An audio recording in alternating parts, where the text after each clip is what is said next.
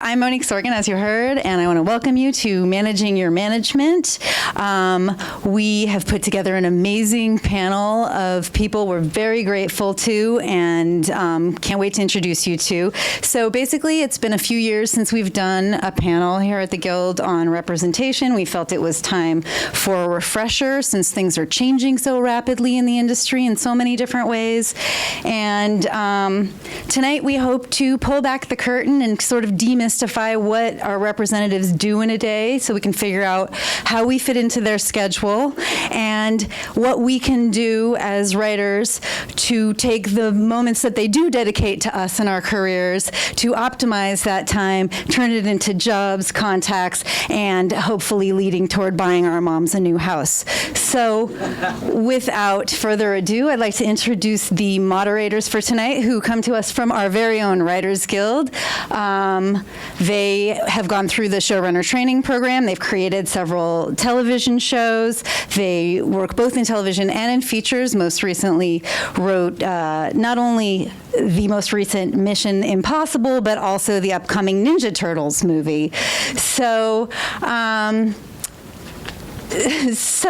our thinking was we should get these two guys because they're so up and coming. We want to get them before their heads get too big.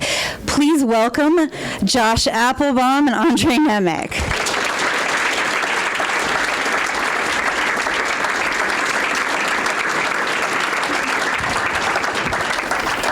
Our next panelist is an agent at WME. He has sold more pitches, and he doesn't know I know this about him, but he has sold more pitches and scripts in features than any other single agent in town, both this year and last. This year's still running. I also really appreciate the fact that he returns emails within minutes and phone calls within the day, proving that it is possible to be a powerful and effective agent and also have time management skills. Please welcome Mike Asola.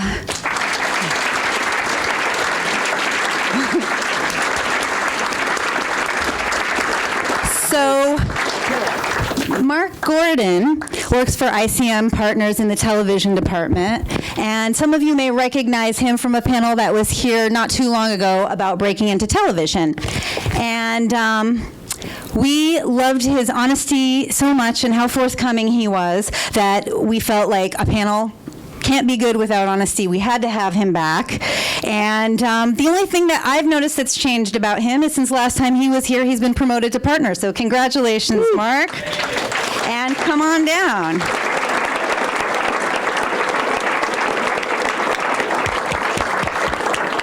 So our next panelist comes from Anonymous Content, and what I love about her personally is that not only does she have an amazing client list, but she represents some of the top working funny women in both television and film.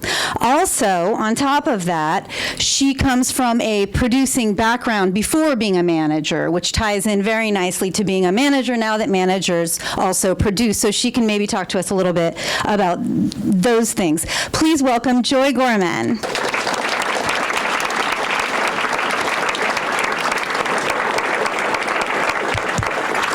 And finally, we have Justin Silvera, who is a very successful boutique manager with his own company named after himself. We love him because not only is he a manager, but he comes to us from an agenting background. So he will also be able to speak very candidly about the differences he's experienced in being a manager and being an agent, as well as hopefully some of the differences he may have noticed from being at a boutique management firm as opposed to being at, say, Anonymous Content, for example. So, welcome Justin Silvera. And that's it. Josh and Andre, you can take it from here. Oh, thank you. Thank you. And thank you guys at the Guild for having us here. For us two guys, we were excited about coming and doing this panel because still after all these years, we're still trying to figure out how to communicate with our agents on a regular basis. So we're hoping to return our phone calls. So we're hoping to get some of our own questions answered in the thing. But I think that for us, and probably for a lot of people in this room, really one of the major questions come up. We have this idea of agents and who agents are and what they do, but specifically, really, and I'll direct the first question to Mike. What does an agent do in a day? Like, what does your day look like? Mm-hmm. Well, great question. I ask myself every morning. I don't know what to do. It's a new day every day, right? No. Well, walk you through specific things. It changes. I was being facetious, but you can add to this too. Obviously, I think primarily it's identifying clients and what their sort of plans are and specific projects, and sort of moving forward. Like, it starts with the writer. It starts with the director. That's predominantly the sort of clients I work with.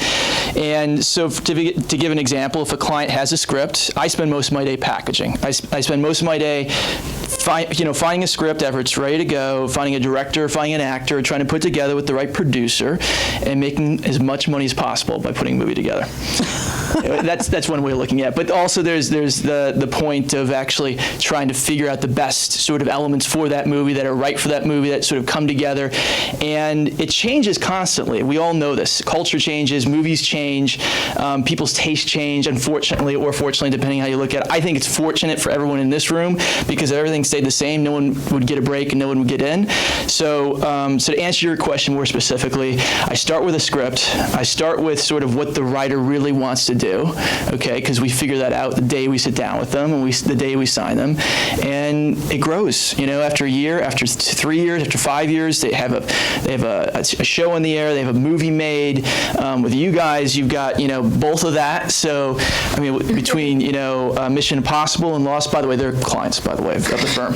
That's a disclaimer, I should have probably said that before I started talking. Right. But I think these are the perfect examples. So let's say if I start with a new writer, and I'll stop talking a second, I sort of like figure out, the best course of action, like, okay, it's like a studio, writing jobs, all that sort of stuff. It's a very generic question, so I have a generic answer. So I hope that satisfies. We're going to get more specific. Okay, great.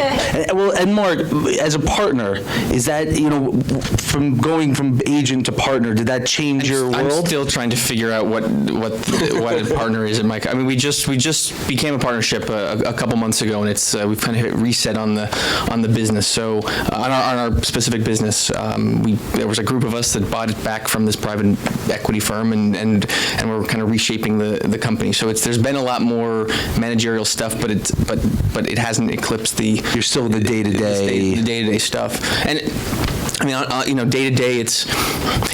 Every day when I come to the office, before I make a phone call, I've got my client list that's on my little to-do sheet, and I'll go client by client, just in my head, kind of checking them off, thinking, what can I do today to advance this person's career? Some of them have a job and are working, so I say there's nothing I'm going to do today, or some of them have an aspiration to do something they're not doing, or some of them need to have a project, whatever. There's 100 different things it could be, but I'll kind of go client by client. I'll make a to-do list for the day based on that, and then the rest of the day is spent being in the marketplace, seeing what jobs are available, seeing what pilots are selling, seeing how I can kind of affect things that day that I set out to do. But it's very client-oriented, very client-specific. I really like this idea of demystifying what agents do, because I think there's this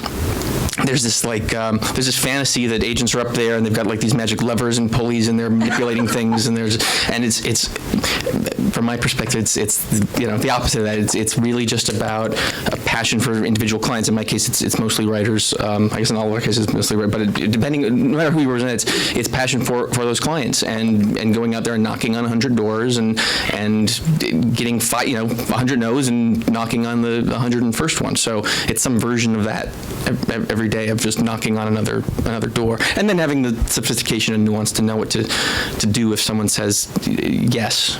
Right, which is the whole other thing. How much, just out of curiosity, because from both of the agents, and maybe it's different from the managers, and I'll ask you, Joy, how many clients do you have, and how many hours a day are you able to spend on any particular client with all of the other responsibilities, again, where these guys are talking about? How much time a day are you spending actually facilitating the careers of your writers versus packaging and building and all of those things?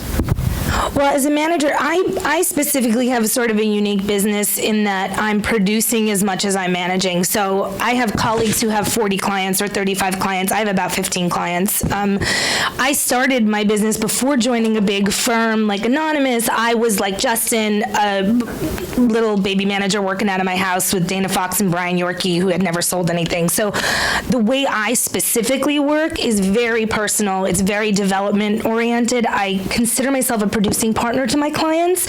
And now that I've been doing that for so long, I actually am a producing partner to a lot of them.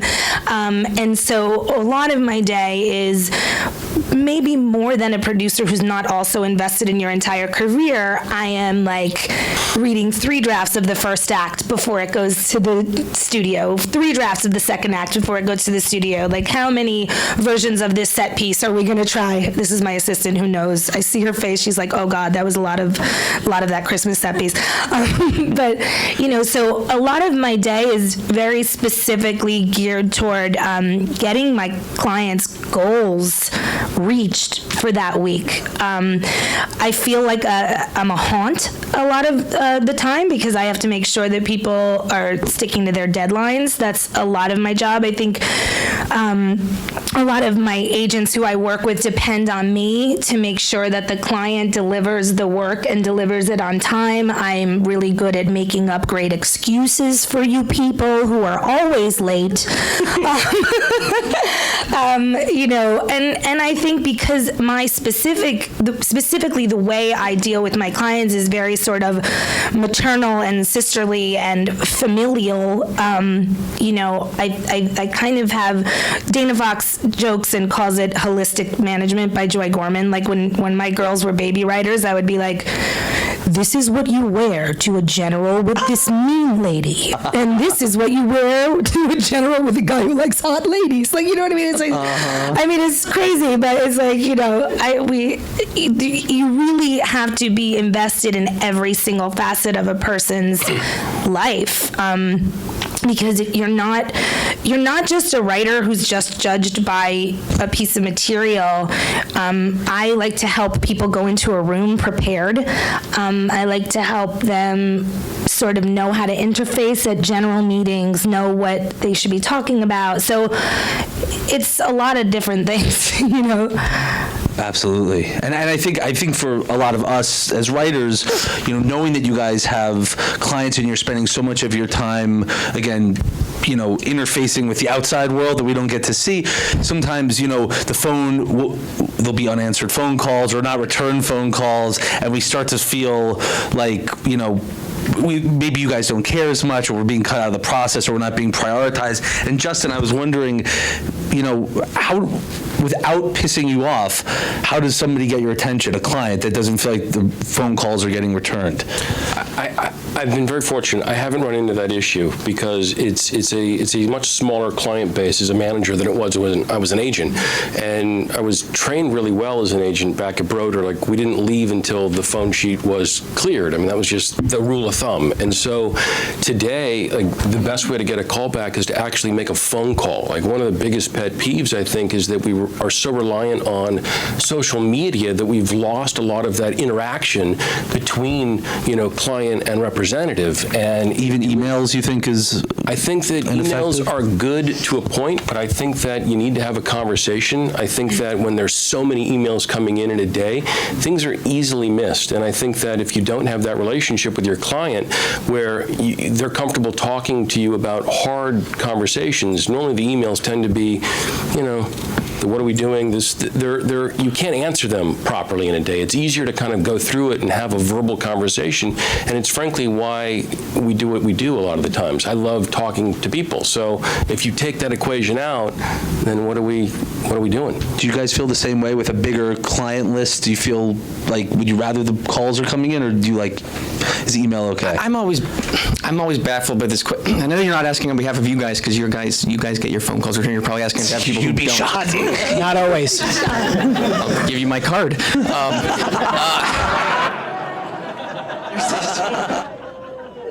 Well, Naughty. if an agent isn't returning your phone calls, you should get a different agent. It's really, people come in and they're like, oh, are you going to return my phone? And I hate that there's this thing that even exists. Like, it's such a low standard for a representative. Like, will you call me back is the standard by which the agent will be judged. I think we should move on to this question. I don't think there's a really question with that. No, I agree with Mark to an extent, but there's something that as a manager a lot of my job is managing your relationship with your agent and managing your response to your agent not calling you back. And something that, and I'm in the business of saving relationships between a client and their agent. I'd rather you stay with the guy who was like loyal to you through your dark times and when you like weren't getting jobs. If I've helped revive your career, I want to like try to do it with that guy rather than deliver you to a stranger. So I just have to say that think about why you're calling, right? When you're waiting for your agent to call you back. Are you calling because you're insecure that day and you didn't write enough and you kind of need an answer to something that you know he doesn't have an answer for? Because then email him. You know what I mean? It's like, this is a guy, and I'm standing up for your agents because they have 80 clients. Like, there's a lot of people, like, in order for any of us to keep our jobs right now, writers, agents, managers, it's a higher volume business than it was when I was an assistant in the late 90s. You know, we get emailed scripts all day long. You want to be efficient with your agent's time, you know, and I think that it's important to know when you're calling your agent exactly why you're calling him, because I think sometimes an agent feels like, I could be calling 5 studio heads to get this person a job, and he's keeping me on the phone for 25 minutes to complain about how he can't finish his script. And that's sometimes why your agent's not calling you back, because he calls me and tells me that, and then I get you to finish your script, and I get you all the answers that you need while he's helping me get those answers. That's all I'm saying. I'm just saying it's a longer answer than just, No, I think it's- if a guy doesn't call you back, he's a terrible guy. Sure, and I think it's good that you're standing up for these guys, because again, this is not a terrible guy, but stretched too thin. We talk a lot, and we're very conscious of the fact that we're in this machine that is just giving and taking all this information, and just it's this hub of info all day. And writers are not. They're sitting in a room waiting for something, and we really. That's right. You know, and so we're really conscious of the fact that that callback from us is, you know, while it's one of 100, it's the whole pipeline of info they might get that day. Sure. I remember our agent, who we do love. I remember early on in our career, we would, every time something seemingly tragic was happening, we would call him and say, it's, you know, DEFCON 1, you know, it's like we think the world was coming to an end, and he wouldn't call us back immediately, and we'd be freaking, and he said, in 12 hours, if it hasn't resolved itself, he would literally consciously take 12 hours to call us back, because in 12 hours, a lot of these things that seem like the end of the world, they will resolve themselves. And if they haven't, then it'll still be an issue. And I actually think it was a great thing. I mean, it drove me Now that nuts. Josh and I have resolved our trauma Yeah, exactly. in the early years. It was a good system. No, for sure. Let me give you an example, okay? okay. So adding to what you guys said, it's our job to identify jobs as agents, right? The real opportunities. Okay, that's what we do. Sorry. Is this better, by the way? Okay, very close. For example, I represent this writer, Kurt Johnson. He wrote 300. He's writing the prequel to 300 right now with Noah Moreau. And Ridley Scott's coming to town in 2 weeks. He wants to write the sequel to Prometheus, right? And so I talked to Ridley's people, and, you know, I say, hey, Kurt would be a great idea. He's like, oh, yeah, it was great. You're right. So I call up Kurt. It's like, you interested in Prometheus 2? It's like, yeah, great. So go back, watch the movie 5 times, go on the blogs, do a research, call me back in 3 days. I don't want to talk to the guy until he knows this thing inside and out. That'll determine I'm in a room with Ridley Scott in 2 weeks, okay? But that's when he gets on the phone with his manager, and he can meet his manager 5 times or whatever in the 3 days. He can sleep at her house. I don't care. The point is, you get what an agent does, okay? We make the connection. You don't need to analyze it a million times over. You're thankful we're there, because what we do is get you your work. We procure your jobs. We put your movies together, and I don't think it needs to be analyzed. We do what we do, and I think And I you should just help explained- that guy get ready for that Let me pitch. ask Call you you when this he's ready. question. Right. Let me ask you this question. For those clients, I totally understand that approach. But for the clients that you have on your client list that aren't writing those big movies, that aren't show running big shows, but are staffing and are the lower level clients who sometimes feel like they're falling through the cracks, maybe they are, maybe they aren't. What can a client do to keep you interested in them if they're not necessarily a regular earner on your pay sheet, or they had a rough staffing season, they didn't get a job? Simple question, simple answer. If you are not a produced credit writer, there's one thing you can do that puts you in the level of all the other produced credit writers out there, is write a script, okay? Write something great, write something you know that not only is going to be great on the page, but you know it'll fall in line in terms of release schedule, and you look at the types of movies being released and actually performing now. It doesn't take a rocket science.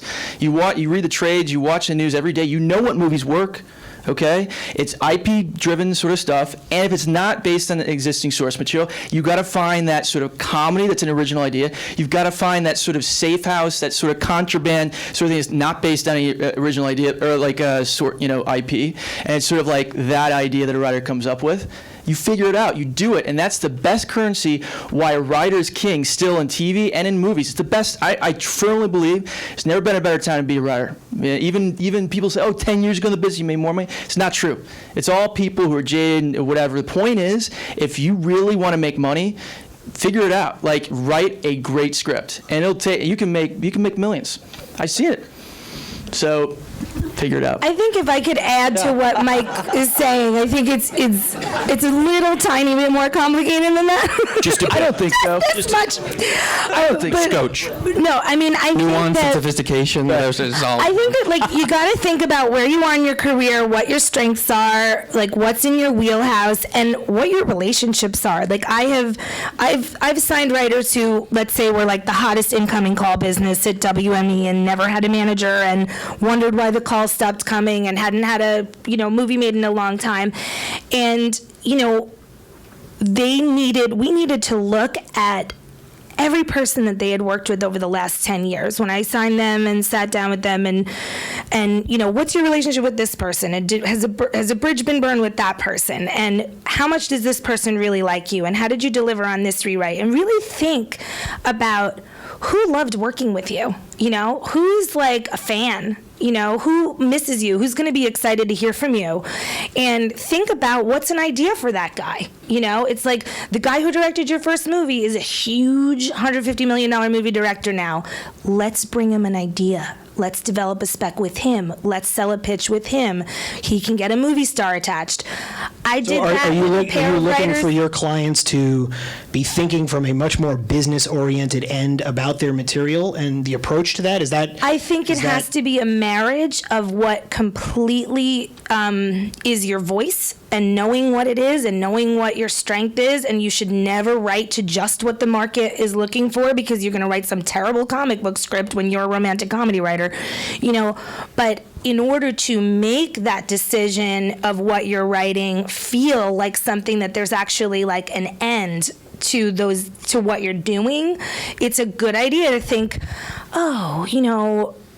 Jake Kasdan used to just be this guy from Freaks and Geeks, and now he's a big director. Why don't I talk to him about what he's looking for? Whoever that relationship is, you know what I'm saying? I think it's smart to think about who your fans are and who you liked, who you were an assistant for, whatever. It's a business of relationships, and I think that on top of being able to write a great script, you want to write a script that's not only in your voice, but that the people who are going to respond to you in a room and to your material. Right. Justin, let me ask you, is it fair to say that at times you've been in the agency and you've been as a manager now, that you have clients that are on your client list that fall out of favor a little bit, that you become less interested in, they get a little bit farther down on your list of immediate priorities?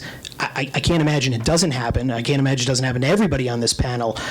What do they do, or what can a client of yours do to reignite, again, your interest in them and to sort of bring them bubbling back up in the zeitgeist of your own day? It's a great question. I think doing this as long as I've been doing it, I've been able to have a lot of really hard conversations when a client and I are at that impasse. And it does happen just in the course of relationships and family and who you surround yourself with. It is, you can't force something to work if it's just not innately working.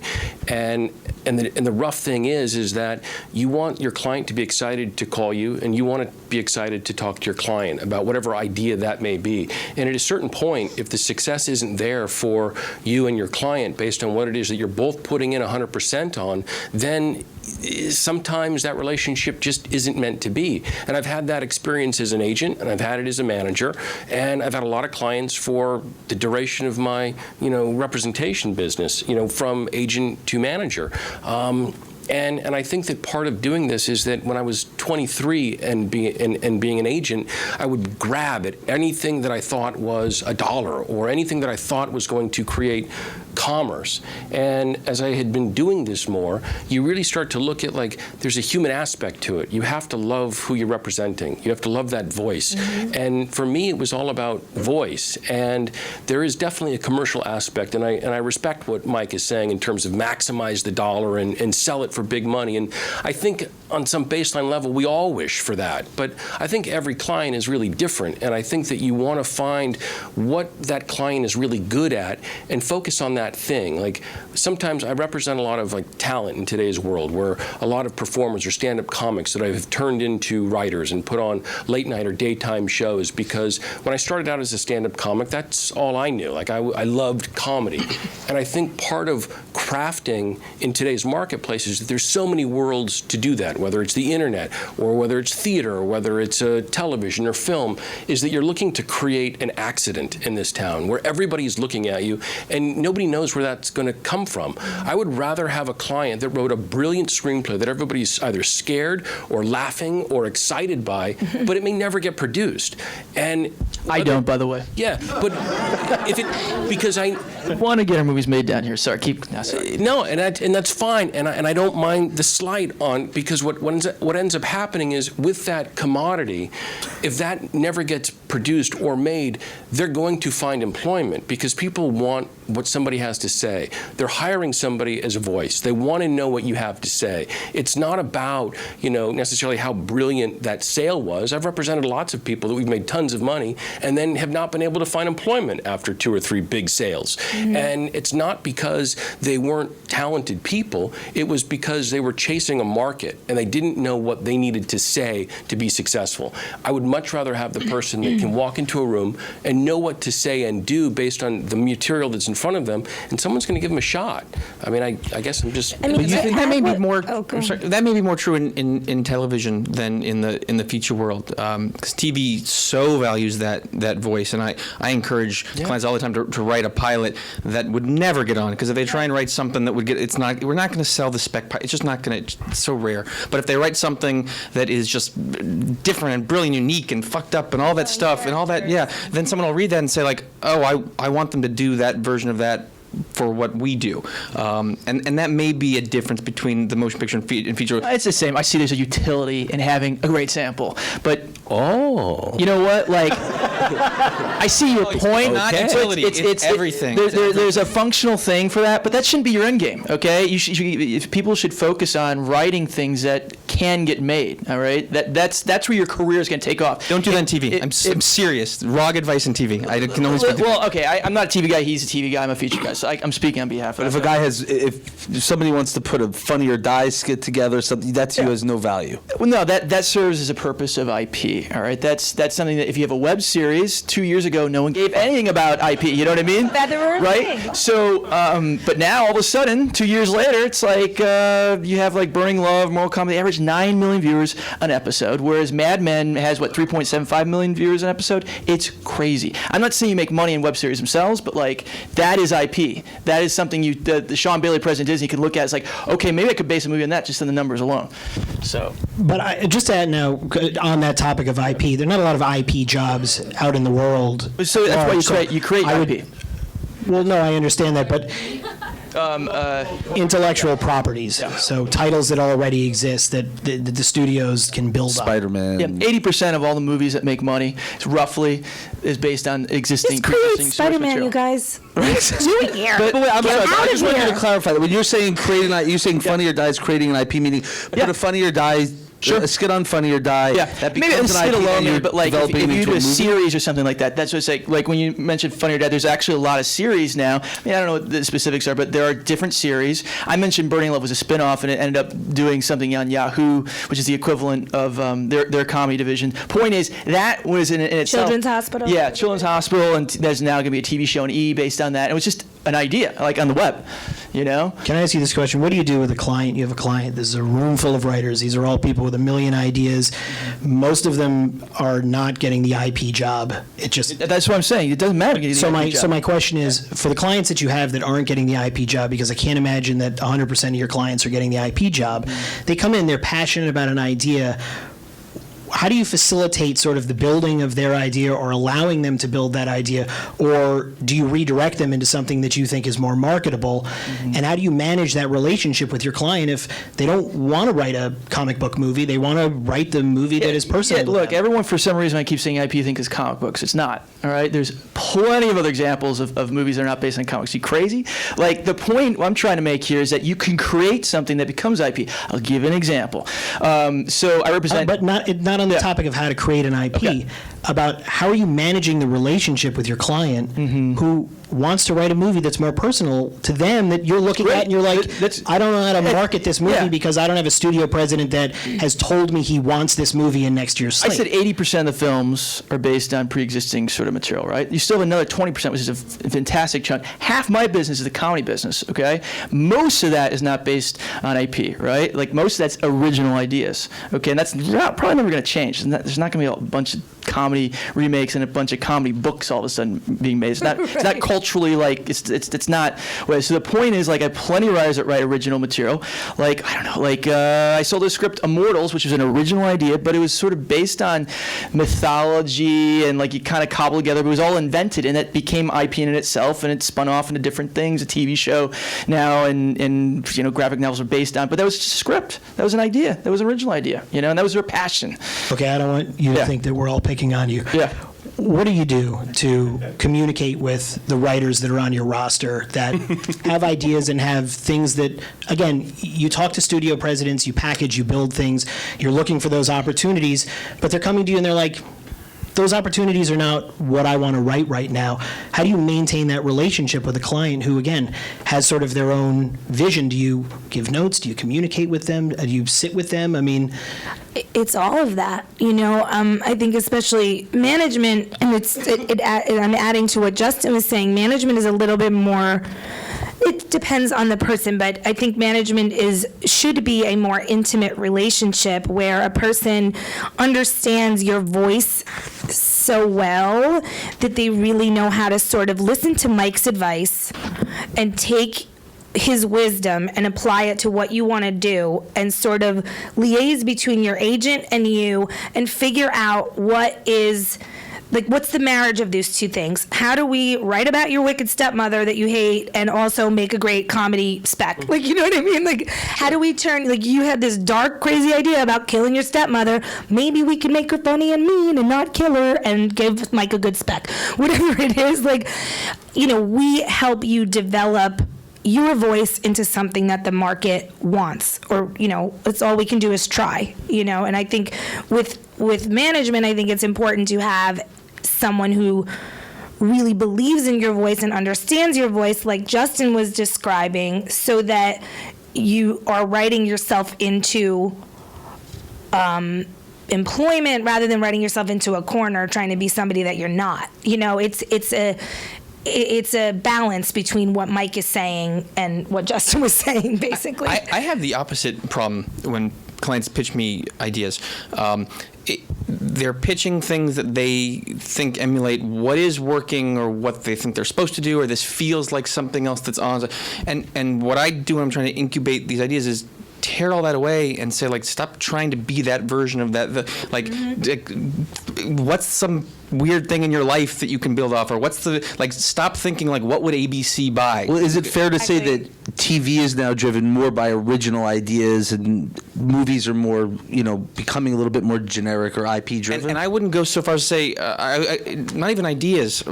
All these things have been pitched thousands and thousands of times, which is why that original sample that feels like unlike anything else is so important, because I have clients that can go in and pitch an idea and they'd never buy it, and I have clients that the same clients walk and pitch the exact same idea, but with the material and the weird scripts that they have, they're like, oh, that coming from you would be amazing. So when clients are pitching me ideas, I'm trying to get it cut through the clutter more than anything. I don't want something that will feel like, oh yeah, that could be a Modern Family,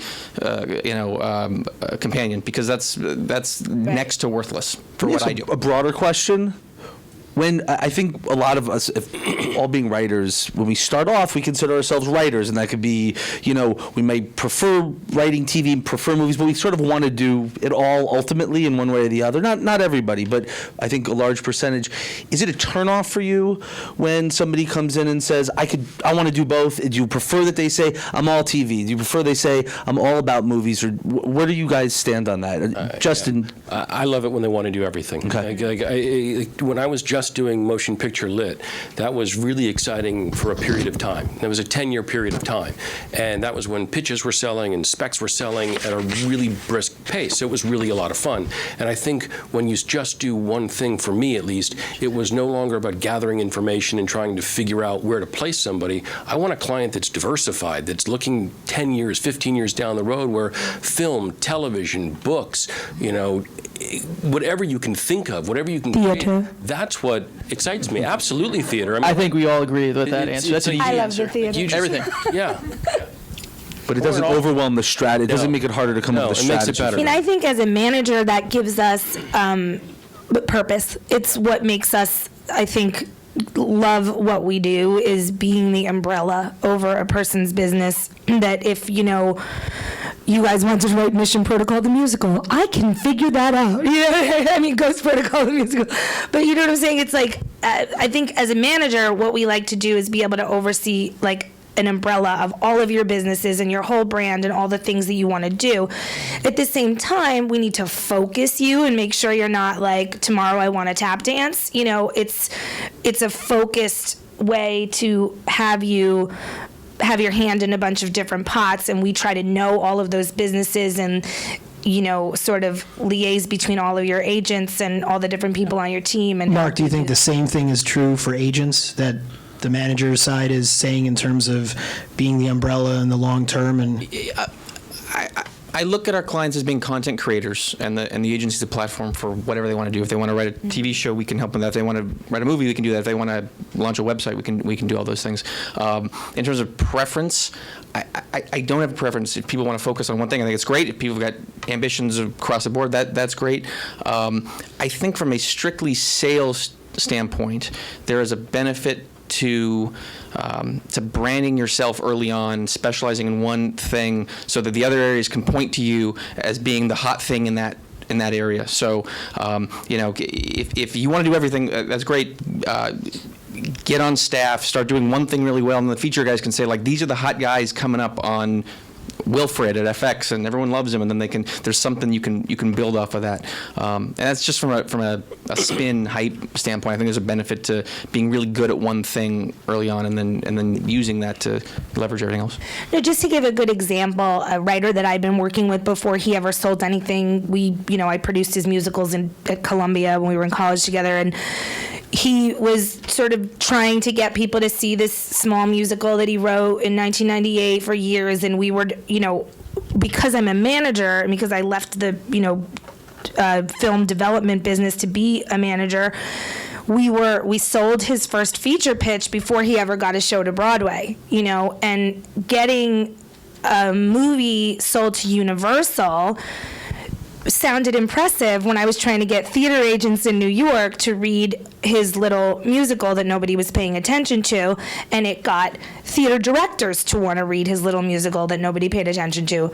Cut to 8 to 10 years later, that musical became a Pulitzer Prize winning, Tony Award winning show, and that pitch that had been shelved at Universal that we had sold in 2005 suddenly other studios wanted to take it out, and now it's in active development, has a director. So oftentimes, if you have a strategic way to like be able to do both things, one feeds the other. Here's what I can that say. makes sense. Here's what I can say about if you want to do everything from an agency perspective, I really advise you to get agents from all of those different departments on board when you first start working with that agency. Right. Because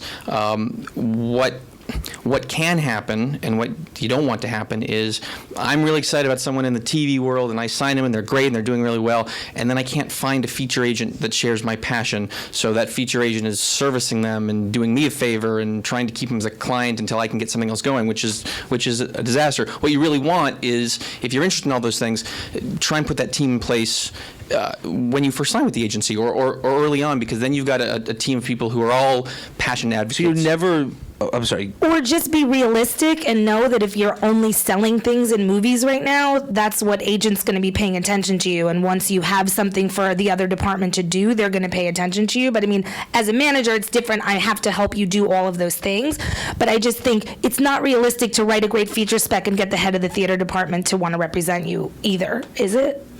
Also, and Mike, is am I wrong? biting his lip. I disagree with a lot of what they're saying, but that's okay. No, Because well, I will say that Yeah. from our perspective, there were definitely times, and it might have just been in our own heads. I'm sure a lot of people have felt this, where we had our TV career was kind of taking some root, and then a feature opportunity would come, and we felt like, is our TV agent going to think we're just fucking around with these movies and we're not taking this path seriously enough because we're bifurcating our focus? And you clearly feel that way. Yeah. I mean, look, there's absolutely some fantastic things said about your core business. There's no doubt about that. Establish yourself. But I work in a place where, like, we have to put every writer writing a pilot every year. Like, every writer as a client of our movie department has to be taking a stab at writing a pilot every year. That's how important TV is, and vice versa for movies. Every single TV writer, okay, and you guys experienced that because you got pressure, okay? You guys were doing really well and Lost, right? And everyone's like, Appelbaum, Nemec, we got to transition this year. We got to transition this year. And we would bring things to you guys. You got my calls. You're like, oh, God, it's fucking us all. But the point is, all right, you better be a place where people understand all those areas, okay? And if you're a place where, like, you can't get support on, like, the theater part, if there's something to do, then get the hell out of there, okay? Well, let me ask you this question.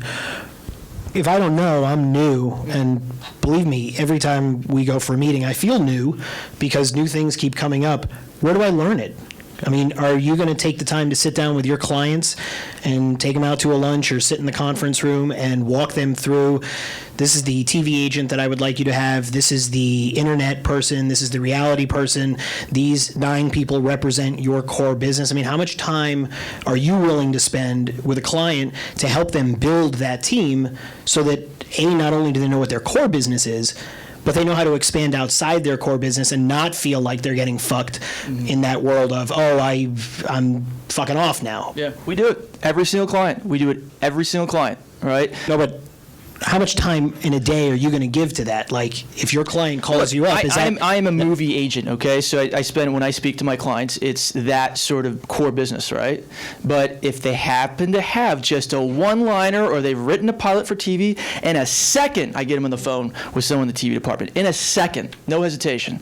So in the big agencies, and you might be able to answer this as well, do I need a point agent? Do I have to have somebody who is overseeing that entire team? And is that person the voice for me within the agency? Yeah, usually they're an advocate for you, okay? Just in the event something like, because you have to have 9 agents or 9 departments, right? Just in case something falls between the cracks, it's important to have that advocate watching out for the answer your question, yes. Okay. What more questions? Come on. I know you get all these fucking questions. No, I guess my question might be for Mike, which is like, I totally agree with you that if a feature writer wants to get into television, you get somebody in the TV department on the phone and give them advice or what have you. But unless that person, after a year of that guy answering their calls, starts working in television, it doesn't you don't necessarily, that's not your agent all of a sudden. You're not like calling that person every day, even though you don't work in Wait, so- television. Like, you're go on. still that person's agent. I'm just saying, I think we're sending a mixed message by saying if you go to sign with WME, you have 9 agents in every department because you like musicals and you like TV. Like, I don't think that's true. It's a function of your work. It really is. And I can name an example. For example, I represent Jason Moore. He directed this movie Pitch Perfect. Has anyone seen it, by the way? It's awesome. One of the best reviewed Jason's comedies of the awesome. fall, by the way. Highest per average for screen for a movie coming out this time of year. So it's fantastic, right? So Jason Moore, right? Like, never directed a film before. Right. Never did anything before. He just came from Avenue Q and theater, whatever. He just had a theater agent, okay? But guess what? He had an idea for a movie. Guess what? Kay Cannon wrote a script. Guess what? He has a TV agent now because he wrote it. He's developing a TV project. Okay. Oh, wait a minute. He has a movie agent because he's sitting right here because I put the movie together for Pitch Perfect. Like, it happens No, organically. of course, but I'm saying it's not going to arbitrarily happen. Like, okay, you know, it's like if you have a reality show, we'll figure out the reality agent to review that, and they'll work on the project, and they'll make it happen, and the show's, you know. Let me just say, because I hear, and I'm just saying you have to realistically be a client as important as Jason Moore, who makes money for the agency, to expect all of those people to represent you. I disagree. Jason know Moore, you by the way, guys made. Here's what's interesting. You guys are actually saying that you think you're sending a mixed message. This is why the writers in the room don't necessarily know what to expect out of their agents and out of their managers, because even just sitting here, there doesn't, and obviously they're different agencies and different levels of management, there doesn't seem to be a clear vision on what do I expect? What do I expect from my agent on any given day in terms of moving my career and helping me move my career forward?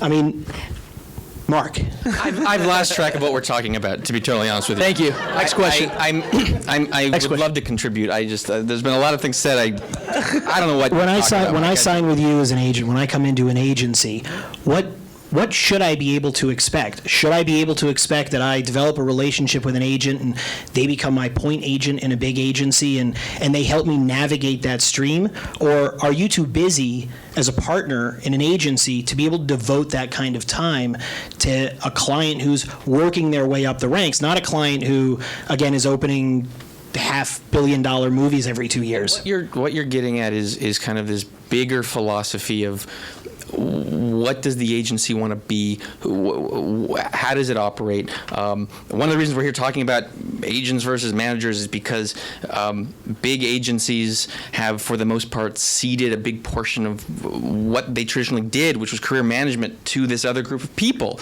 which is really strange to me. And when you talk about having, don't call me for 5 days, when you get, that's ridiculous. Like, call me 5 times a day until you try to work it out. We shouldn't have 100. We don't have, at least I don't. We don't have 100 clients. I think managers are a really important part of the process. But the reason that they're so prolific, especially in the lit world now, is because these lit departments have let go of that. Which is, again, I have a strong point of view on this. I think it's ridiculous. How many clients are too many? It's a great question. It's probably different for every agent. It's too many so that when you get in the morning every day, you can't go through every single one of them and have a moment to think about what do I have to do for them. That's probably the test. I'd have to think more about it, but that's probably what the test is. And if there's, I don't sign anyone and then to bring them in and then hand them off to someone else. That seems so wrong to me. Like if someone signs me, they're signing with me, and I'm going to be the voice out in the community on their behalf. And I might enlist the help of my colleagues because there's so much terrain to cover, and the group is stronger than me individually. But I'm always going to be their point of entry into the agency, and I'm always going to be the one quarterbacking it. I'm not going to be the guy who they think represents them, but there's some junior guy who's made, like, that's horrible. Justin, from your experience as an agent and a manager, how many clients are too many? As a manager, and how many clients are too many for an agent to have? For me, like, it was, as a early in Broder, it was the perfect amount of clients. Again, it was a very boutique agency at the time, and Which was where I trained, by the way, too. I mean, it was really a special place for me. I interviewed with them. They turned me down. Well, I'm sorry. Big mistake. You're a big Huge. shot. But it was like, at that time, I had between 18 and 25 clients, and I kept them working, and it was exactly as Mark described. Like, I was the point person on those clients, and then the television agents would do their magic, and then we would all work together, and it was this really great symbiotic team, and it was very special. And for me, by the run for me in the film department, you were working with, I mean, God, conservatively 70, 75 clients at that point, and it was a blur for me, and that was like my max. I couldn't do anymore, and so management was going back to what I really loved about representation, which was the client, which was building the business for the client. If it meant taking an Etch-a-Sketch and starting all over and figuring out how that's going to look for me, Mitt Romney. you know, that is really, I didn't say Big Bird, but so, you know, it's really important, and for me it was like just going back to the basics and representing and watching the competitive landscape in the agency world has created the use of what a manager is all about. I mean, it's truly like, you know, we read articles where like musicians had managers, and now so many people in Hollywood have managers, whether it's directors or producers or talent or writers, and there's a function for us because we exist, and not only do we exist, we are helping proliferate our clients in a very real way. A lot of my clients don't have agents, and they continue to work. A lot of my clients have agents, and they will continue to work. It depends on what those clients need, and a lot of the time, I don't have an answer sometimes if a client asks. I don't have a magic wand, but what I can do is get back to them very quickly, because there's a lot of friends of mine within Hollywood that will help you or point you in the right direction, and they don't need anything from you. And it's been doing this for as long as I've been doing this. I feel like it's been a really wonderful journey because everyone has kind of helped. I like to work with my clients and build a slate for them, because the worst trap as a manager you get into is you get this job, the client books this job, they're able to, you know, be successful in this job, and then there's nothing to transition to sometimes. And so now you're in this no man's land, and the worst thing you can do is kind of reset and start all over. You want to know that you have product and material to talk about at any given moment in what it is that you're doing as a writer, as a director, as a performer. And that's key. And so our job is to create that slate with you and have 4 to 6 things on that roster that we're constantly plugging away on. So we have what to talk about all the time.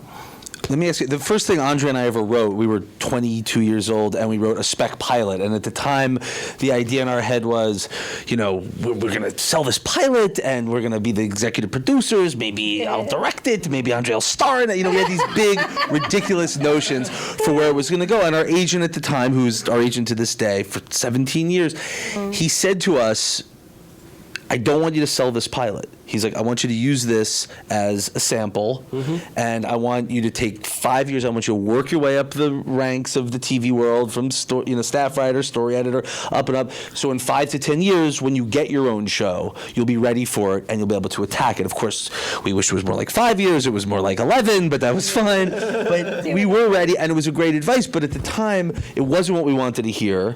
And, you know, because, again, we wanted to have the show then. And I'm just curious to hear you guys talk about managing the expectations of your, you know, clients. Do you, again, it's hard sometimes not to want to just go for the gold in the moment with a relatively fresh client. The hardest thing we have to do is say no. I mean, we're not paid to yes you. We're paid to give you honest advice on how we feel about that client in that given moment. You know, if your agent gave you that advice at that moment in time, it's because they were looking at a bigger picture as opposed to just trying to sell a thing. Right. There's so many times in my day where I'd love to go make a quick buck if that was what it was, but it's not about making a quick dollar or trying to make sure that I'm able to grab onto something else that, you know, you were able to sell. It's really about career management and figuring out what's the bigger picture look like for you. And if it means that we got to put the brakes on something, as passionate as you are, it's a discussion, and obviously whatever you want to do at the end of that conversation will do, most likely, but sometimes it's not. You need the experience. I mean, it was the right advice. But the writers are always afraid that once, if we don't take your advice, that suddenly we're losing confidence or the partnership is fracturing a little bit. Not for me. I don't know. I think, you know, I think that it's more, even though it's a business, I think it's much like a personal relationship, because you're not, you know, you guys aren't laying brick. Like, you're actually telling stories that come from your heart, and you really have to have a relationship with total trust and a really good dialogue with the person who you choose to have run your career, or people who you choose to have run your career. So I think if somebody makes a a cool but risky suggestion, like, you can't sell this pilot, I want you to get to this level and then we'll attack it then, you knew in the moment that was the guy for you because you listened to him and it worked. Do you know what I'm saying? And I think sometimes I don't know, I think you have to like really listen to your source and not be afraid to ask every question and know that the person who represents you is not going to be annoyed and is going to answer all those questions for you. I think that's important. Mark? There were so many things said there. In terms of the slowing down versus going for the quick buck, that was clearly the right advice for you guys, and especially in that time when shows stayed on the air longer. And Back in the 40s. Yeah, well, they weren't canceled as quickly. There were more opportunities for low-level writers. The television lit business in general has done a very poor job of grooming that next generation of leaders, of showrunners, because the budgets are smaller, so there's not as much room of staff, and there's also this perceived acceleration, and so everyone is kind of chomping at the bit more. And what you see is the studios and networks keep going back to the same well because there's not that many people who are qualified to do those jobs. So I'm a big fan of slowing things down and giving people the right training. And the people who are really scoring with every now and then there's a Lena Dunham or someone like that. For the most part, the people who are really earning in my business are the people who have the experience and the credibility. And the only way to do that is by putting the brakes and slowing it down. Mm-hmm. Mike? I forgot the question. Let's go on to the next question. Fantastic. Mark, to ask, because only because you had a point of view about sort of the agent's position and sort of losing touch and that being a shame for you and losing touch with the client. What's the best thing that you think a manager does actually do for a client as an agent? I'm assuming you work with managers. I have a number of the majority of my clients are with managers. The majority of those managers, it's so funny. I had this fear driving over here that I was going to have like this newsroom moment where you were going to be like, "Why is America the best country?" And I'd be like, "It's not the best country," and then and here it comes. The majority of those managers I don't find very effective. I do not share any clients with him. No, we don't.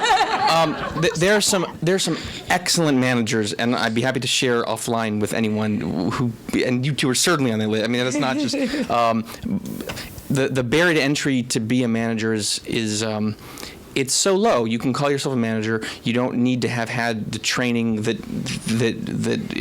at least at an agency, a bunch of idiots work at every agency, but at least you were picked by some other idiot to come up the totem pole. Manager is someone who says, "I'm a manager," and then they start managing a career. So the majority of them don't have much training, and the majority of them, I think, don't know what they're doing. The ones that do know what they're doing, the good ones, which are the ones you're asking about, can fill a number of functions. And why? So when someone comes to me and says, "Should I get a manager?" I usually ask, "Well, what is it that you want? Is it you want someone who you can call 5 times a day or sit down and work through ideas and really be your producing partner? Are you looking just for more voices to cover the town? Are you looking for access to maybe a talent pool that they have because they specialize?" There's a number of reasons to be the manager. Traditionally, they were the career managers, and we were the. Now everyone, the lines have blurred so much. There are managers that are very good that, 3 Arts and Brill, they basically function like agencies. They've got, same level client lists, and they're out trying to get jobs and procuring employment like they're not supposed to do. And there's agents like myself, and they're at every agency that really value the hands-on managerial entrepreneurial spirit, and I find that I work well with the managers who have been trained well and who share the passion for the client and the advocacy for the client, which is really the minority of them. I just kind of rambled there, but that's No, I get it. And in response to that, I'll ask Joy a question. What do you do when you have a client who's with an agent, but that agent doesn't necessarily have a good relationship with you? But you both have a good relationship with the client. How does the client navigate that? What does the writer do? Well, my feeling in that situation is that the most important thing is communication, and I'm a pretty diplomatic person. So if I if an agent and I have a situation, I really try to abide by the rule that it should never be the client's problem, unless the client, is crazy and got us mad at each other, you know what I'm saying? But, which has never happened. But, I think that any time that there's sort of a run-in between an agent and a manager, it's usually because of a lack of communication. And I think very few times has it had to come to, we all sit down, the agent and the client and the manager or managers, and just talk about our process and talk about what's going wrong and talk about what's going right and figure it out, It's so funny because we have an agent, a lawyer, we don't have a manager, but Justin, just on a utterly base level, if I have an agent, I have a manager, and I have a lawyer, what are the roles that each of them are going to play in my career? The obvious role, good God. The attorney's going to do your deal with your agent. He's going to paper that deal. He's going to make sure that every... In features and in TV? Yeah. Okay. Absolutely. And whatever, hopefully your attorney is going to be well-versed or have departments versed that are going to be able to cover internet, theater, books, comic books, whatever it is, because all of that is a different boilerplate, essentially. Your agent is going to go out and procure employment and find information that, the manager is not going to have the same tentacles for the most part. I don't cover studios in the same way that I used to. I used to have to cover 4 studios and production companies that all had first look deals at those. Today, I manage the client and work on that slate and what it is that we're looking to sell and what we're looking to accomplish. For my clients, I'd like for them to think that they have somebody in their corner that is their creative advocate and somebody that is going to be able to help not only find them employment, but find employment in worlds that they may not have necessarily been exposed to, or finding underlying material or source material to create a television show or a motion picture. And that doesn't necessarily mean that I'm a producer on that. That's not my goal. My goal is to be a creative advocate for those clients. And that's really the way I look at it. I want to build them. And I've not had run-ins with agents, so I was one for a long time, so I know the buttons. It's I'm not calling Mark or Mike to say, what are you doing today? That would never be a call I would make. Okay. Just ever. Mike, what do you, who takes lead when a project starts to get some legs underneath it? I do. And if there's a manager that the writer has a closer relationship with, do you feel that you drive that? Do you communicate with the client or the manager, or how do you navigate between 3 people, or yourself between those 2 other people?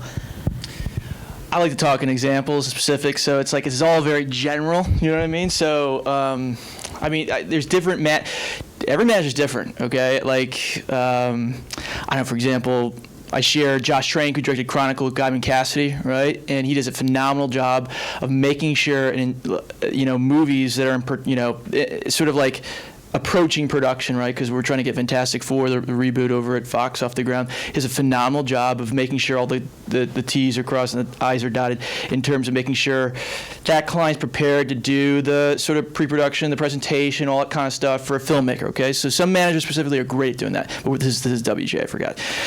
And writers, okay, some writers early in their career need that skill set, or to hone that skill set in to learn how to craft pitches and how to craft scripts. Okay, that's what managers do. Okay, some writers need that. Some writers, by the way, you guys don't have a manager. Okay, maybe you didn't need that or whatever. But some writers look to managers to actually be more producerial and package projects, okay, and get to some sort of elements that, we're not covering or whatever, because it does take a lot of different shots and a lot of different sort of conversations to put a movie together.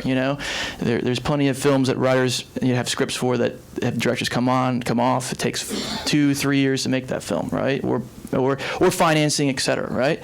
So there's different skill sets. It depends what you're looking for, but some of my clients don't have managers, Well, the clients that do have managers, and you do find yourself in a project, you can pick any specific that you want of something where you have a manager, yourself, and a writer. What's the channel of communication? Do you take point on that? Do you allow the manager to be looped in? Do you and the manager have a lot of communication that all the above. choose to let the writer in on? Are there conversations that are going on that the writer's not privy to?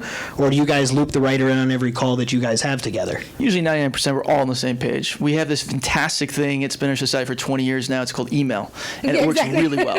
Okay, but I'm being facetious. But the point is, like, it's very easy. Like, I mean, there's no reason why someone doesn't know something instantly now. It's like everyone moves at light speed, and that's it. That's And is there some? I'm sorry. And is there some reason? I'll ask you. Is there some reason why you wouldn't loop a writer in on a conversation that you're having with someone's manager about a particular project? Like, when do you make that decision between you and a manager, or just you on your own, to not loop a writer in? Okay, well, I give an example about Kurt Johnson writing the Prometheus 2. Okay, before I call Kurt, I call the manager, right? I say, like, does he have time to do this? Okay, is he capable of doing this? Does he want to do some sci-fi stuff? I ask him sort of questions like, do you really think? Because before I go down this road, before I talk to Ridley, it's like I want you to tell me, because it's on you if you can't get this tape together. I get him in a room. You know what I mean? Like, I sort of put it on the manager beforehand. It's like, I'm gonna do this. You're in it with me. Okay. So I kind of did that conversation. Is that a good example? That's a fantastic example. All right, cool. I can't believe I'm saying I agree with Mike.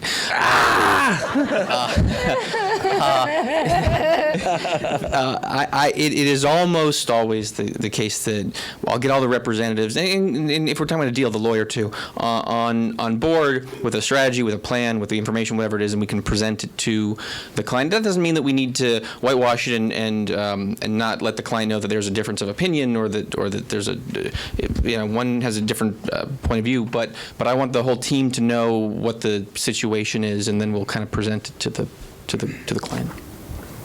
And I think, just to answer your original question, which was about who takes the lead, I think it really depends. I'm in certain situations where it's a younger client and it's a younger agent, and I may have a better relationship with that studio head or that network or whatever. And then I'm in other situations where I'm like, I want to defer to the agent who has a much better relationship with that studio. You know what I mean? If you're all working together, but once you're teeing it up and making the deal, like the original question you were asking, I think it really can depend on, you kind of decide as a team, well, you have the best relationship with that person. You just sold that huge thing yesterday, or you guys just had a huge hit together. Why don't you take the lead on this deal, or whatever? And for me, it depends on the strength of the manager too. If it's one of the really effective ones, they're so part of the process. If it's not, I just get out of my way, and I'll keep you posted. And it depends case by case. Justin, do you ever feel like that happens?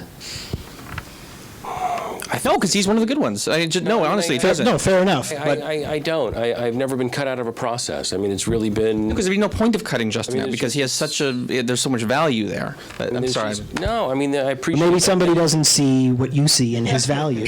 That's sweet. No, I'm sure that some people experience that. That's just not been my experience. I mean, I like to be effective and a part of that process, and on every level. Cool. On every level. Fantastic. I have one more before we go to questions, unless you have more that you want to. This is really for all of you, and it's, again, I know that I can imagine that everyone in this room is, I know I'm curious, never mind. How do you, each of you, just one by one, salvage or change a non-working relationship with a client that you have? And unless you just cut them loose. Why don't we start with Joy? He gives me the tough one. No, I was thinking about it. It's very hard for me to fake it. You know what I mean? So if something's not working, I have to have a conversation. I have to say, whatever is the reason, if you haven't worked in 2 years and I am sending you, I'm sending out your material and I'm trying really hard and you're trying really hard, we have to have a conversation and figure out what's going wrong. Is it the marriage? You know what I mean? Like, is it our relationship? Is there somebody out there that could be better for you? Is there somebody out there who could have a fresh take on your life because what we're doing isn't working anymore, A long time ago, I had worked with a director who I just loved as a person, and he had one great indie movie and one Disney movie, and I worked so hard for years to try to get him a job, and I helped him find a different manager, and I think he's doing more like reality stuff now and stuff that I don't really do. And I loved the guy, but I couldn't get him the kind of work that I'm in the world that I'm working in anymore. And we still email and check in with each other, and you know what I mean? But it's it sounds trite, but you kind of just have to have an honest conversation. And I always feel 1,000 times better if somebody says why they're mad at me or why they're disappointed in me than if I didn't get a chance to have that discussion, it's such a waste of time and energy to ignore the elephant in the room. Yeah, I totally agree. I think Norman Kurland actually gave me the best piece of advice when I was just promoted, and he said, "We're not paid to make the easy phone calls. You're paid to make the hard phone calls," and that would fall into the category of being a very hard phone call to make. But to be a professional and to be a strong representative, you've got to be able to have the courage and the confidence in yourself to be able to have that conversation and do it. And it's not personal, and it's just the reality of the business. Sometimes it does not work. And unless there are new ideas that writer is creating that you're excited by, that you want to be a part of, but if it's the same stuff you've been talking about for the last 5 years and it's not going anywhere, then it's really time to move on. And no one's wishing anyone ill will. I want those clients to find success elsewhere, and sometimes they have and sometimes they haven't. And it's no function of us, but we're paid to make the hard calls. And it's not fair to the client not to have that conversation, because it is. because the client is sitting there with an expectation that they're being well represented, and if you're not well representing them, I can't think of a worse thing than for them to think they've got this person sitting at this company that's their agent who really isn't. I mean, it's awful. That'd be awful. Yeah, it's so. So Mike, do you want to jump in on this? Do you make attempts to salvage relationships with clients, or if something feels like it goes south, Everyone it's likes over? me. Come on. No, everyone's writers in this room, right? You have it easy. Okay. You know how difficult it is for an actor or a director to come back after a movie doesn't perform or is not really, well reviewed or whatever? You can always write yourself out of whatever hole you're in, okay? Right. Whatever issue you have with your agent, if you're not connecting with that agent or manager or attorney or whatever the hell representatives you have in front of you, you write a new script. You figure it out. It's not that hard, okay? I'm telling you, I could pick out 5 writers off the top of my head that were cold as like liquid nitrogen a year ago and made $1 million this year. Okay? It happens all the time. You are writers. It doesn't matter what color your skin is. It doesn't matter if you're old or young. All discrimination goes out the window because you are a writer. So figure it out. Quit analyzing all this junk, okay? And make some money. Right? That's for you. So take Mike's advice, guys. It's not that hard. I like Have that, some, though. It's a good attitude. We have some questions from the audience. What's that? You have a question, can you raise it and someone will How are grab it? those Just pass collected? them down to the Adderall professionals collecting from here. Mike, I want to ask you this one. This is from the audience. What is the protocol for firing an agent and finding a new one? Donald Trump, you're fired. Simple as that, No, I mean, look, if you want to be, if you got a couple choices, right? You want to fire your agent. Do you want to find another agent within that sort of, agency, because there's not that many agencies out there anymore, right? Or do you want to go to a different agency? It's not that hard, but Because going to a different agency can be ugly. correct. Yeah. You guys will make it ugly. Oh yeah. Okay. Do you want to elaborate on that?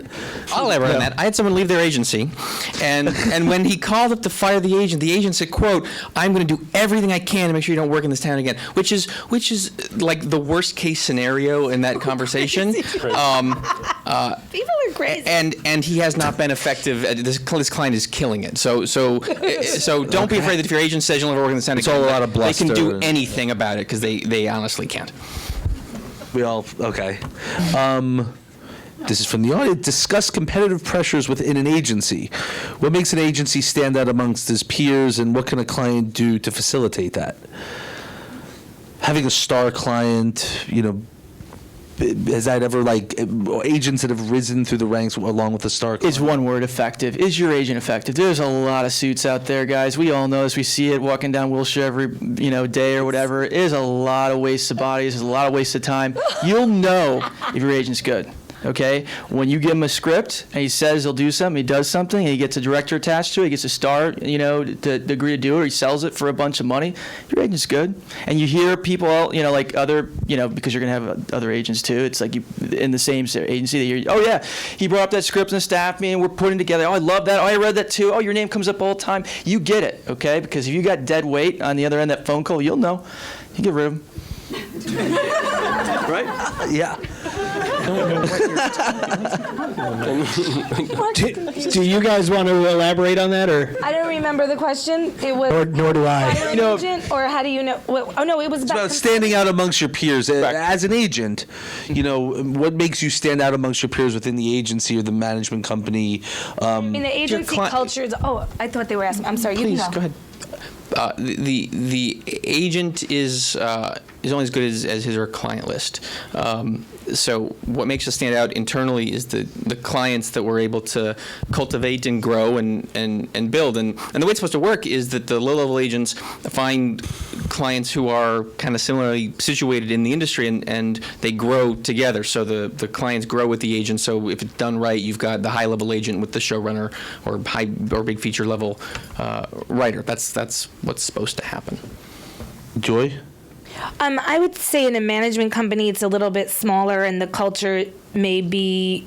I mean, I don't know. I can't speak to how competitive agents are with one another, or how that works. But I think at the management company level, we kind of all almost run our own little business, and we help each other. But it's not as.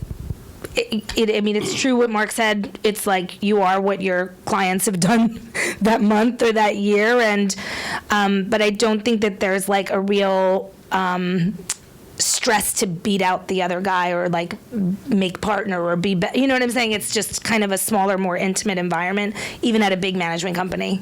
I also think every agency has its own. It lies somewhere on the spectrum of like total individual investment to like huge team, and everyone kind of like on the one hand you've got everyone's their own little silo, which is horrible because you're not getting the benefit of the big agency, but you've got an agent or two who's like really bought in and going to go ahead and kill and even kill internally for you. That's like the one extreme, which is no good. And the other extreme is that like you've got 8 or 9 people on your team and everyone's your agent and everyone's doing this.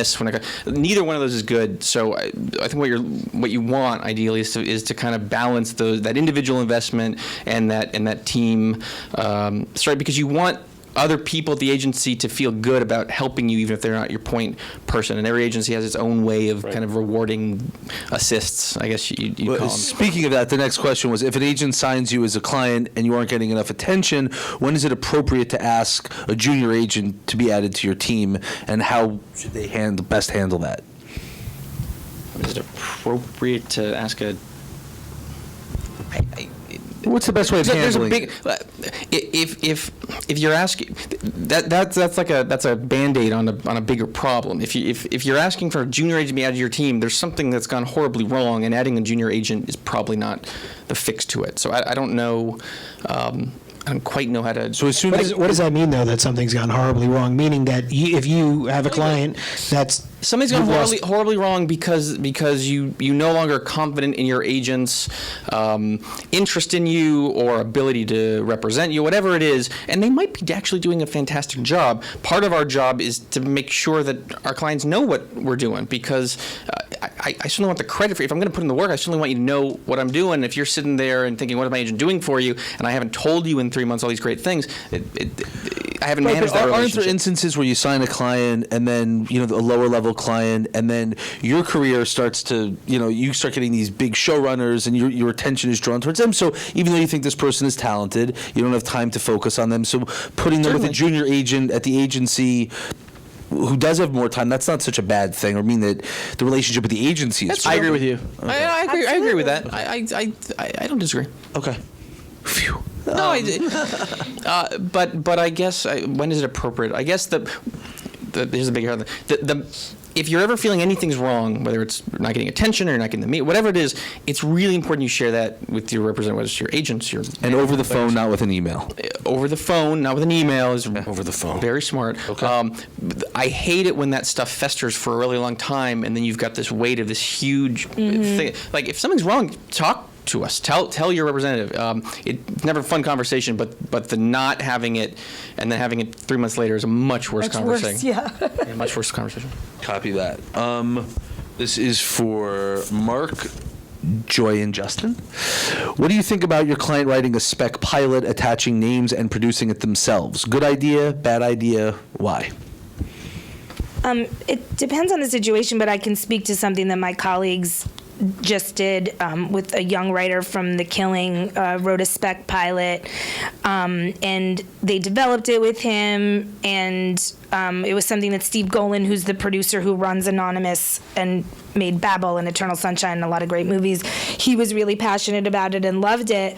And so we packaged it within the company, put our client Carrie Fukunaga on it, put two actors who are not our clients, Woody Harrelson and Matthew McConaughey, and took it out to the marketplace, and it was like a big bidding war and got an 8-episode commitment at HBO. So in the best scenario, that is an amazing way to get into the television business. It doesn't always work that way.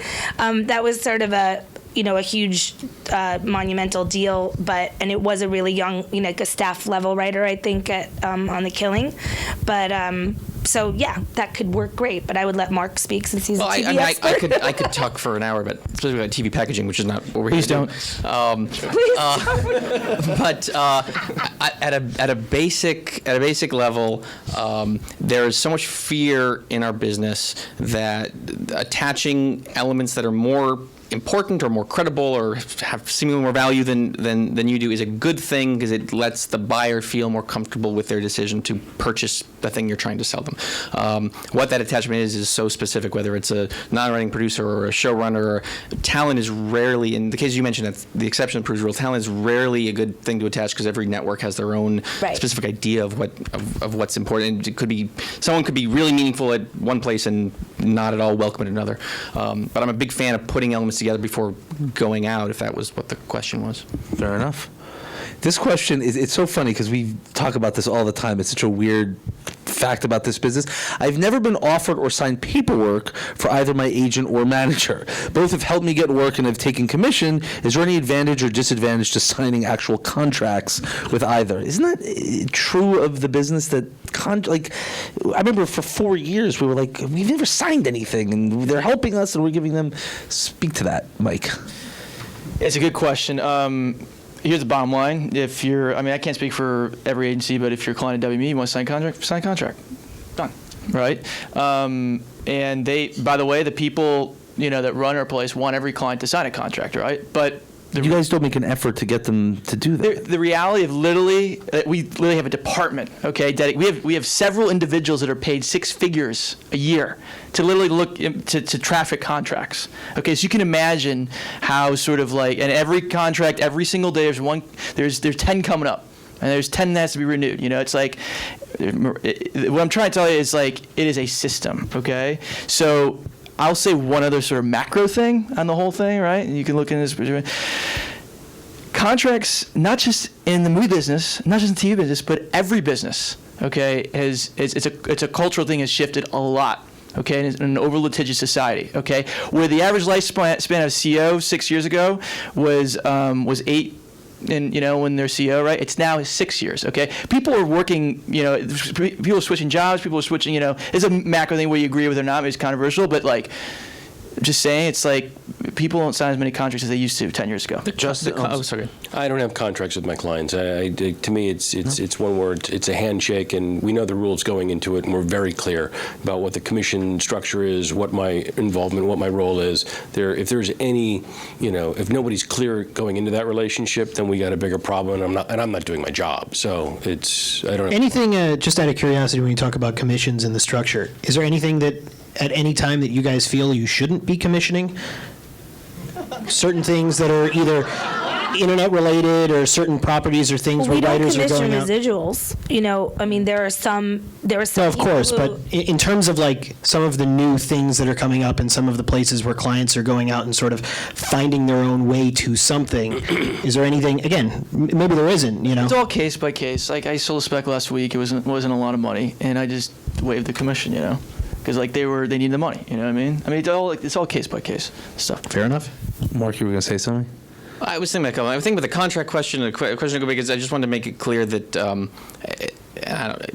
it is probably true that if an agent asks you to sign a contract, the contract isn't saying you can't leave the agency. What it's saying is that the agency is entitled to commissions over that term if you go somewhere else. So that if a client leaves us and goes somewhere, we'll chase them down for the commission. It's never about locking you to your agent. I don't want people to be scared of that particular piece of it.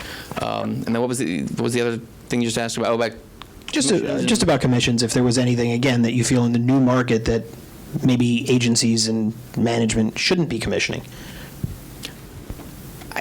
I guess it would be case by case. I mean, the success in one area can often beget success in another. So anything in our business, I mean, I kind of know what that is in the entertainment business. And your success in TV is getting you that movie, which is getting you that internet series. Right. It's all fair enough. related. Yeah. But something important to know is if your agency packages your television show, they take a packaging fee. They do not commission your writing fee.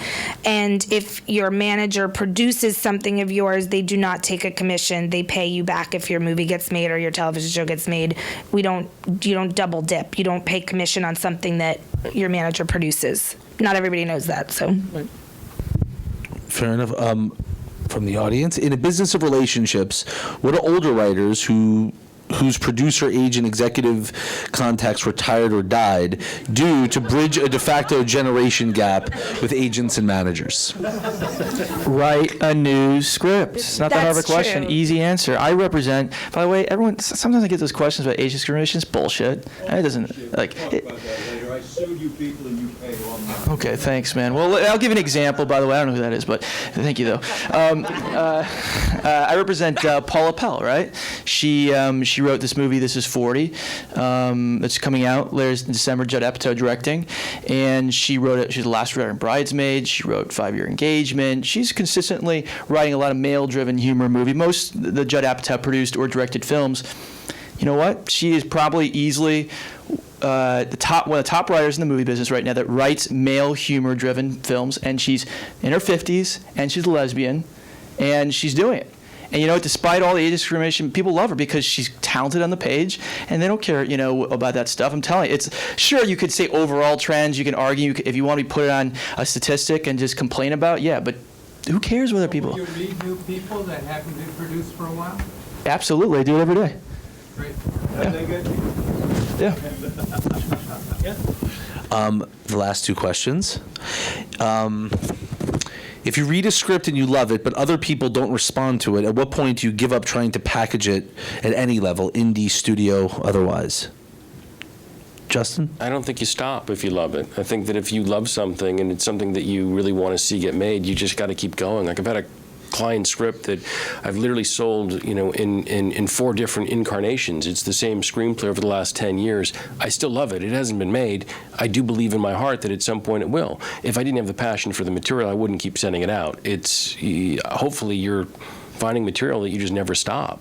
You hope it's quicker than 10 years, but a client of mine, Roger Simon, his movie The Gardener took 20 years to get off the ground. But that sold 20 years. I wasn't an agent. I wasn't in the entertainment business when he sold that movie. That's depressing. It was really special.